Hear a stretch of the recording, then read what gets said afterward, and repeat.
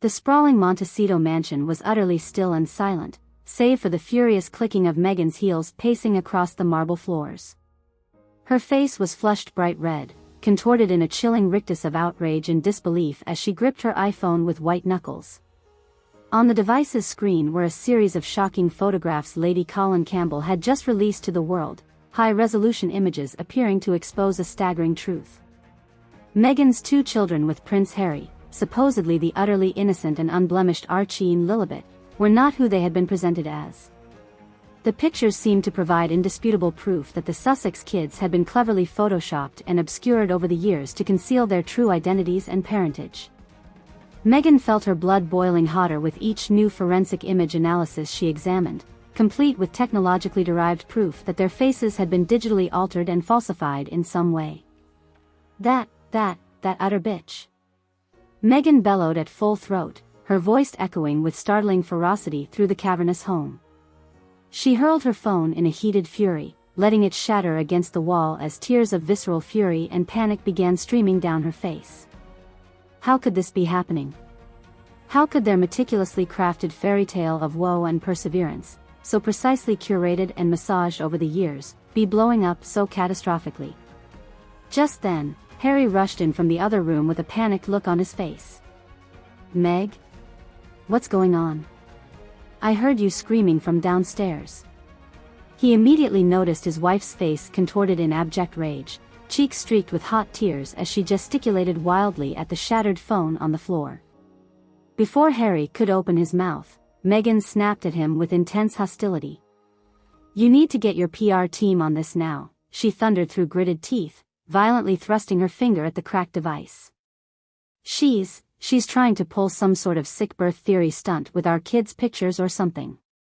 Saying they're not who we claim." A look of abject horror stretched across Harry's face as his mouth went agape. This was surely a nightmare scenario neither of them had properly gamed out in their carefully laid plans and legal strategies. The one surefire third rail they could never risk compromising was the identities and sanctity of their children. What? That's insane. Harry sputtered in disbelief, struggling to comprehend the audacious magnitude of what Meghan was alleging. She can't possibly, how could she get access to proof like that? And why would she do this? Meghan shot Harry a withering look of disgust, as if she were repulsed by his naivete at this crucial moment. Clearly this was not a drastic scenario Harry had properly braced for, despite her efforts in anticipating and crisis planning for every possible eventuality. "Are you that dense?" she snarled, her voice dripping with palpable venom. "She hates me, your entire family hates me. They've been looking for an excuse like this to utterly obliterate my credibility from day one."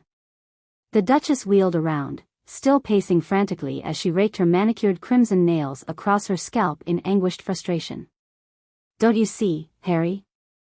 This is an outright act of war," Meghan proclaimed with chilling, wild-eyed conviction. "That miserable gargoyle is trying to prove I lied about our entire origin story, that our children aren't really ours." Poor Harry was overwhelmed with visceral contempt and panic. His head swiveled back and forth, still trying to mentally process the heinous accusations his most vitriolic critic had leveled against them.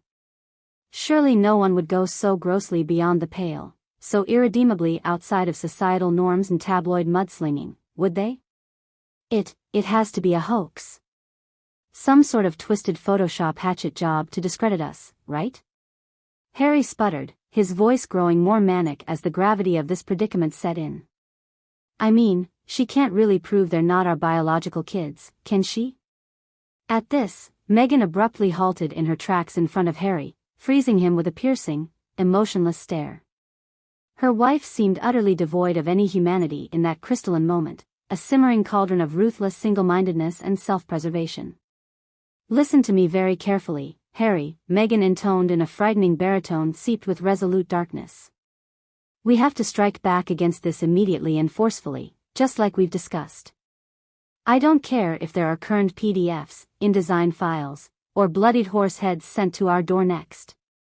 Meghan's eyes narrowed into furious slits as she craned her neck toward Harry, mere inches from his astonished face. "Our children's lives are at stake here, their entire inheritance to this grand story we've sacrificed everything to manifest, she growled with palpable menace. And if that deranged old bigot thinks she can burn all of that down with utterly fabricated filth about their holy images, then I will burn her entire gilded life to the ground first. A gradual chill crept up Harry's spine as he stood there paralyzed, drowning in the haunting severity of Meghan's apocalyptic rhetoric. He felt as if he was staring directly into the abyss of her tortured, singular obsessive soul in that instant. There was simply no line too far for his wife to cross, no rhetorical kill switch too extreme, when it came to preserving her sanctified public identity and narrative. As Meghan finally stepped back with slow, measured movements, Harry felt a twinge of deploring uncertainty. Had he possibly enabled this descent into paranoia and madness with his own complicit passivity? He stared myopically at the shattered remains of Meghan's phone, a sense of queasy foreboding washing over him. One thing was for certain: if the Duchess deemed this unthinkable publicity attack worthy of her most brutal and unrestrained response, then God himself could only help Lady Colin Campbell. For in that moment, Meghan's glowering eyes betrayed a truth more frightening than any tawdry rumor. She would stop at nothing to purge this existential threat, even if it meant raising anyone or anything to utter immolation to protect her sacrosanct lies.